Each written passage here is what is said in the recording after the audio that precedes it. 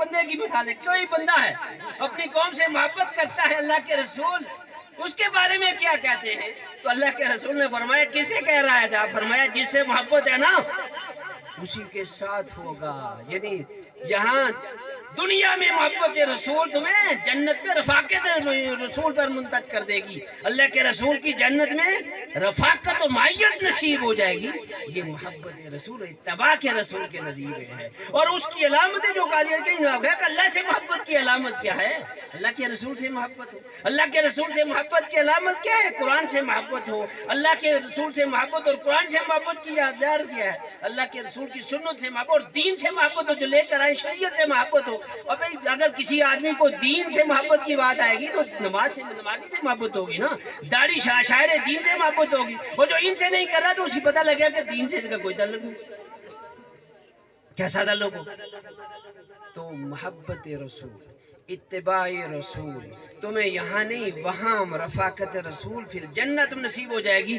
وہاں کے لیے دعوت کر دی. یہ ہے محبت اور یہ اتباع کے رسول کہ ہم اللہ کے رسول سے محبت اور اتباع کریں تو وہاں ہمیں رفاقت میسر آ جائے گی. اور دین کے ساتھ ہمیں تعلق شریعت کا دفاع کے لیے کریں. تب علام الدین کے لیے کوئی قربانی اگر ہے ہی نہیں تو کیسا محبت ہے اللہ کے رسول سے؟ دین کے ساتھ محبت بھی ہونی چاہیے. دوسری بات والدین کا تذکرہ کرو. ماں باپ نعمت غیر مترکبہ, انمول, جن کی کوئی قیمت نہیں, بے لوث, جن کی دعائیں قبول, جن کی بد دعائیں بھی قبول, جن کی ہر بات اللہ قبول کر لیتا ہے. اس لیے کہ دنیا میں انسان کے وجود کا ذریعہ ماں باپ ہے. والدین کے بغیر نہ جانور ہے نہ انسان ہے, کوئی زی روح چو. آگے جو نسل چلتی ہے ماں اور باپ سے ہی چلتی ہے. اللہ نے قانون را دیا, قانون بنا دیا. آدم علیہ السلام کو بغیر قانون کے بنائے مٹی سے بنا دیا. عیسیٰ علیہ السلام کو بغیر باپ کے پیدا کر دیا نا, وہ بنا سکتا ہے. لیکن اس نے سلسلہ چلایا ماں اور باپ کا, نر و مادہ کا, ہر چیز کا بنا دیا. اس لیے کہا کہ تمہارے اولین مخاطب تمہارے ادب کے, احترام کے, عزت کے, مرتبے کے ماں باپ ہیں جس کے ذریعے سے دنیا میں تمہارا وجود ہے. اس لیے ان کی نافرمانی, ان کی ناراضگی دنیا میں تمہیں اس کی سزا ملے گی. باقی ہر چیز کی سزا تمہیں آخرت میں ملے گی نا. لیکن والدین کی ناراضگی کی سزا دنیا میں بھگت کے مرو گے, اس سے پہلے نہیں جاؤ گے. اس کے بارے میں کہا وہ جلانے والے جن کے آگ میں جہنم میں جلانے کی سزا ہے.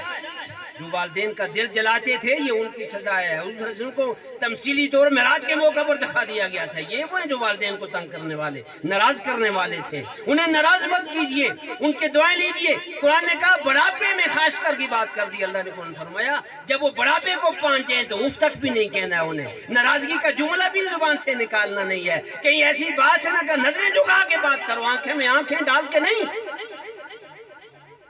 وہ بادشاہ سے بھی بڑے بادشاہ ہیں.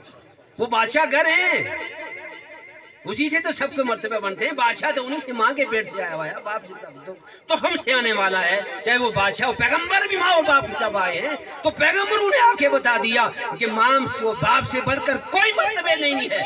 کوئی ولی اور کوئی دوست کوئی کسی سے دعا نہیں قبول ہوتی.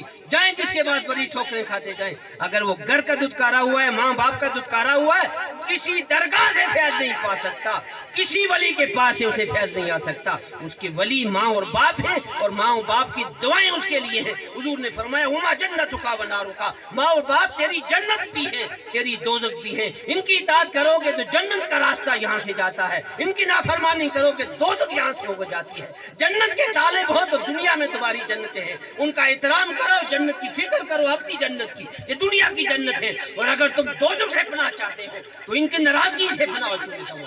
اس کے بعد کوئی نہیں ہے. جبریل امین نے بدوا دیا کہ وہ شخص ہلاک اور تباہ برباد ہو جائے جس کے ماں باپ دونوں یا ان میں سے کوئی ایک زندہ ہے اور ان کی اس نے اپنی بخشش و مغفرت کا ذریعہ نہیں کیا ہے. نبی رحمت صلی اللہ علیہ وسلم مجبور ہیں اس پر آمین کہنے کے. جبریل نے کہا آمین کہو, اس پر بددعا کہو. حضور صلی اللہ علیہ وسلم نے کہا آمین.